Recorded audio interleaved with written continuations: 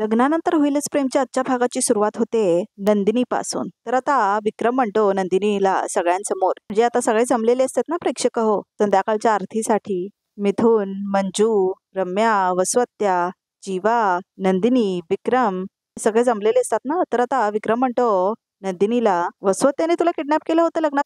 मधून काय बोलतेस काय तू नंदिनी, असं म्हणतो आता विक्रम. नंदिनी, तुझा काही गैरसमज नाही झालाय ना? अगं इतक्या ठामपणे कसं म्हणतेस तू, असं म्हणते आता मानिनी. कारण नाही हेच घडलं आहे असं म्हणते आता नंदिनी. तर आता सगळ्यांनाच धक्का बसतो हे ऐकून. खरं तर आता बोलताना मला सुद्धा त्रास होतोय असं म्हणते नंदिनी, कारण अजून माझाच विश्वास बसत नाहीये की वसवत्याने हे सगळं केलंय असं म्हणते आता नंदिनी. अगं का वाटेल त्या आरोप करतेस तू माझ्यावर, मी का करेन तुला किडनॅप आणि कुणाला सांगून, असं म्हणते आता वसवत्या. तर आता नंदिनी म्हणते दीपकला सांगून. तर आता इथे पार्थ आणि काव्याला दाखवलंय. तर आता एका घरामधून भांडणाचा आवाज येत असतो आणि पार्थ आणि काव्य तिथून जात असतात. तर आता पार्थ म्हणतो भांडणाचा आवाज येतोय का, तुमच्यासारखी माणसं असतील ना अजून, असं म्हणते आता काव्या. नवरा बायको असतील भांडणारच ना, घरोघरी मातीच्या चुली, पटकन चला ना तुम्ही, असं म्हणते आता काव्या. तर तेवढ्यातच तो सायकलवाला असतो ना ज्याची मदत केलेली असते पार्थनी, तो माणूस येतो आता त्या घरातून बाहेर आणि भांडी पडतात त्याच्या अंगावर. थोबाड उचकटायला वेळ देशील तेव्हा थोबाड उचकटेल ना, असं म्हणतो तो माणूस त्याच्या बायकोला. कुत्रीसारखी माझे मागे लागली आहे असं म्हणतो तो. कुत्री म्हणतोस असं म्हणतो आणि आता ती बाडी घेते. काय रे मुडद्या, असं म्हणते ती, आणि आता ती पाणी फेकते. तर ते पाणी जाऊन पार्थ आणि काव्यावर पडते. सांग मुडद्या कुठं गेला होतास, असं म्हणते ती. आणि आता पार्थ आणि काव्याला मात्र भिजवून टाकलेली असते ती बाई पाणी फेकून. बोल बोल, तुला उशीर का झाला बोल, असं म्हणते तिची बायको. चेन मोडली होती असं म्हणतो तो. अरे मुडद्या, तू धोतर नेसतोस ना, सायकलची चेन तुटली होती ती लावाय उशीर झाला ना, असं म्हणतो तो. खोटं बोलतोस ना, असं म्हणते आता तिची बायको त्या सायकलवाल्याला. नाही नाही नाही नाही असं म्हणून पळत असतो तो. अरे मला माहिती आहे ना तो कसा असते, खोटं बोलतोस तू, खरं बोल नाही तर अशी मारीन ना तुला, असं म्हणते ती बाई. वाचवा वाचवा मला, ही बाई जीव खेळ माझा, असं म्हणतो होता तो. ही लोक कोण कुठून आले, असं म्हणते ती. तर पार्थ म्हणतो मुंबईहून. नाव काय तुमचं, असं म्हणते ती. अगं मी ओळखतो ह्यांना, हे होते माझ्यासोबत, मी यांच्यासोबत होतो, असं म्हणतो होता पार्थ. अच्छा, असं म्हणते बाई आता पाच छपाट लागते. म्हणजे तू पत्ते सोबत खेळत होतास का याच्यासोबत, असं म्हणते ती बाई. मी यांच्यासोबत पत्ते खेळत नव्हतो, असं म्हणतो होता पार्थ. म्हणजे तू वसुलीला आलेला आहेस, असं म्हणते ती बाई. तुम्ही ह्यांना विचारा, माझा आणि यांचा काही संबंध नाही, असं म्हणतो होता पार्थ. ही कोण आहे, असं म्हणते आता ती बाई.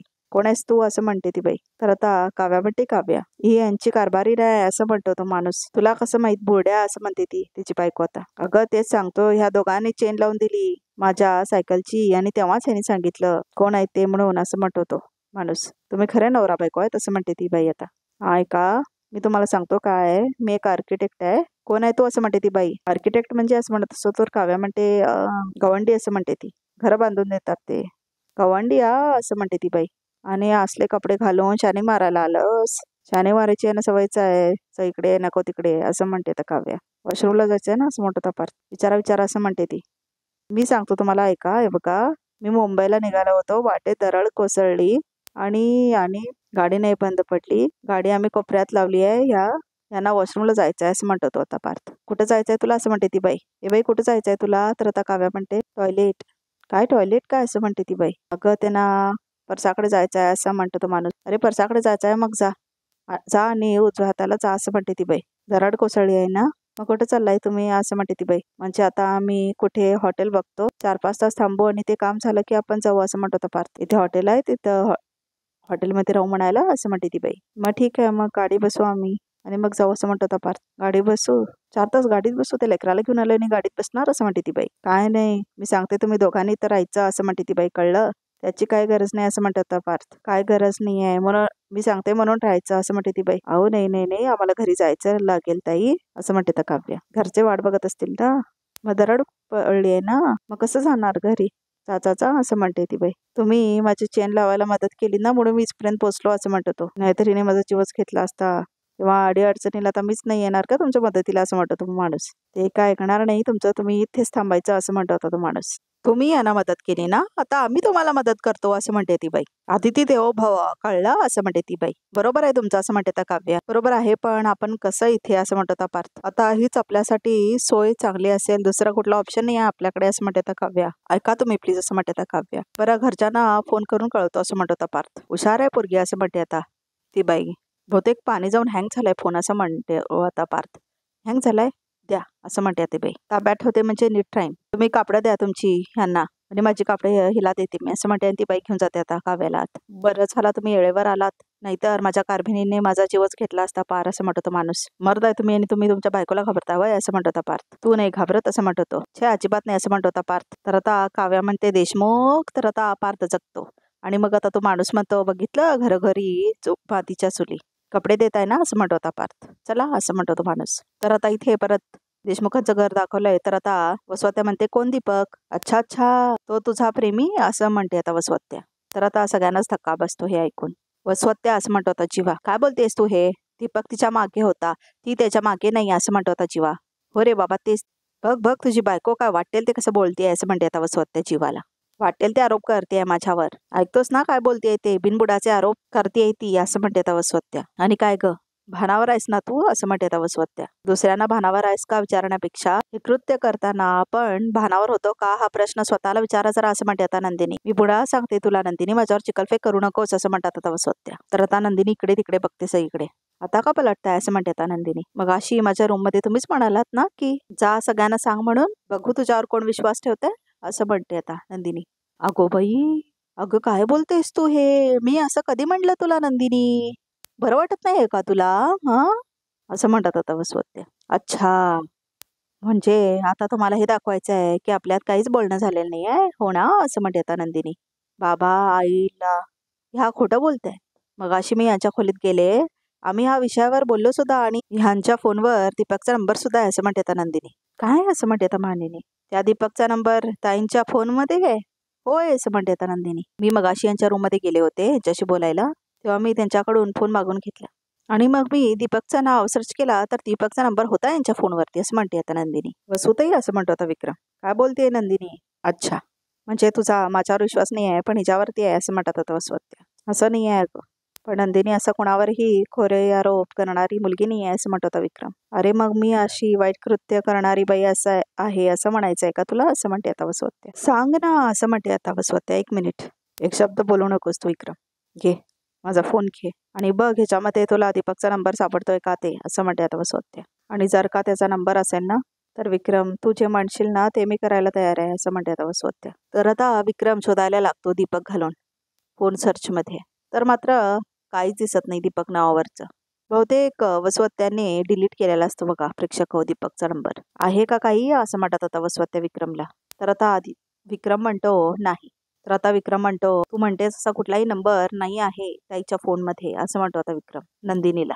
तर आता नंदिनी वसवत्याकडे बघते. तिला आठवतं सांग सांग कोणीही विश्वास ठेवणार नाही आहे तुझ्यावर कारण तू आता या घरात आली आहेस असं म्हटलेलं असतं ना वसवत्या. ते सगळं आठवतं आता नंदिनीला. बाबा असं कसं होईल? बाबा मी माझ्या डोळ्यांनी ह्या फोनवरती दीपकचा नंबर पाहिला होता. असं होऊ शकतं की त्याने डिलीट केला असेल नंबर असं म्हणते आता नंदिनी. तर आता वसवत्या म्हणतात क मी? तर आता जीवा म्हणतो एक मिनिट एक मिनिट. नंदिनी तू शुअर आहेस? हो जीवा तुमची शपथ मी खोटं बोलत नाही आहे असं म्हणते आता नंदिनी. वसवत्या असं म्हणतो होता जीवा. हे बघ खरं खरं सांग कारण मला खात्री आहे नंदिनी खोटी शपथ घेणार नाही माझी. तर आता वसवत्या म्हणते तू का भगवद्गीता आहेस का जीवा की तिने तुझी शपथ घेतली म्हणजे आम्ही सगळ्यांनी तिच्यावर विश्वास ठेवायला असं म्हणते वसवत्या. हे बघ आरोप करायचे असतात ना तेव्हा ठोस पुरावे लागतात असं म्हणते आता वसवत्या. आणि काय ग आहे तुझ्याकडे पुरावे आहेत असं म्हणते आता वसवत्या. मी वसू मावशींना खोलीबाहेर बोलताना ऐकलं होतं. वसू मावशी बोलत होती की तिने दीपकला सांगून तुला लग्नातून किडनॅप केलं होतं असं म्हणलेली असते ना पिहू. ते सगळं आठवतं आता नंदिनीला. पुरावा हवाय ना असं म्हणते आता नंदिनी. देते ना पुरावा. माझा एक पुरावा नाहीसा केलात तुम्ही. आता असा खणखणीत पुरावा देते की तुमच्या खोटेपणावर आणि माझ्या खरेपणावर सगळ्यांना विश्वास ठेवावाच लागेल असं म्हणते आता नंदिनी. तर आता नंदिनी जाते आत. तर आता इथे काव्याला मात्र लुगडं दिलेले असते त्या बाईनी आणि आता काव्या तिचं लुगडं घालून बाहेर येते. अगं असं म्हणते ती बाई. बाई बाई बाई कसली भारी दिसतेस ग तू. हा अगं बाई असं म्हणून माया करते ती बाई आता काव्याची. काय ग तुझं लग्न झालंय ना? हो तुझा नवराच आहे ना असं म्हणते ती बाई. अहो हो असं का विचारताय असं म्हणते आता काव्या. असं काय म्हणजे अगं तुझ्या कपाळावर कुंकू कुठे आहे? लग्न झालंय म्हणजे नवऱ्याच्या नावाचं कुंकू लावायला लागतंय नाहीतर लोक विचारतात मग लग्न झालंय की नाही म्हणून असं म्हणते ती बाई. पण मग तुझ्यासाठी टिकली आहे ना असं म्हणते आता काव्या. हा टिकली ती टिकली नाहीतर हुकली असं म्हणते ती बाई. हसायला लागते जोर जोरात. काय असं म्हणते ती बाई. किती खोटं खोटं ऐकते ग. माझ्यासारखा हास ना दात दाखवून हा म्हणून असं म्हणते ती बाई. असं असायचं असं म्हणते ती बाई. आता बघ किती गोड दिसतेस. आणखीन गोड दिसावं म्हणून तुझ्यासाठी एक गंमत आणली असं म्हणते ती बाई. आणि आता मग ती बाई आता कुंकू आणून देते आता काव्याला आणि लावते आता ती गोल कुंकू काव्याच्या माथ्यावर. कसं दिसतंय तुला ग कुंकू? एकदम भारी. चेहरा बघ कसा खुलून आलाय तुझा. आता कोण बोलणार नाही लगेच झालं नाही म्हणून. असं कुंकू दिसतंय खसखशीत नवऱ्याचं नावाचं, कळलं का? असं म्हणते ती बाई. चल भाकऱ्या थापू असं म्हणते ती बाई. भाकऱ्या असं म्हणते आता काव्या. भाकरी येत नाही असं म्हणते ती बाई. सासू आहे ना तुला का गेली असं म्हणते ती बाई. अहो असं का बोलताय, आहेत ना असं म्हणते आता काव्या. मग तुला का बोलत नाही, कुठत नाही तुला भाकरी येत नाही म्हणून असं म्हणते आता बाई काव्याला. मी शिकवते ना तुला भाकऱ्या थापायला, मी ऐक की आले असं म्हणते ती बाई काव्याला. तर आता नंदिनी पिहूला खाली घेऊन येते आणि ते ड्रॉइंग पण असतं ना पिहूने काढलेलं ते घेऊन येते आता. पिहू आय एम सॉरी बाळा, या सगळ्यात मला तुला ओढावं लागतंय, पण तू सांगितल्याशिवाय इथे कुणालाच पटणार नाही की खरं काय ते असं म्हणते आता नंदिनी. तू असं आत्याच्या रूम बाहेर काय काय ऐकलंस ते सगळ्यांना सांग असं म्हणते आता नंदिनी. खरं खरं सांग. पिहू घाबरू नकोस बाळा, खरं काय झालं होतं ते सांग असं म्हणते आता मंजू. ह्या वसुंधराने त्या दीपकला पाठवून नंदिनीला तिच्याच लग्नातनं किडनॅप केलं होतं असं ऐकलेलेस ते ना पिहू. ते सगळं आठवत आता पिहूला.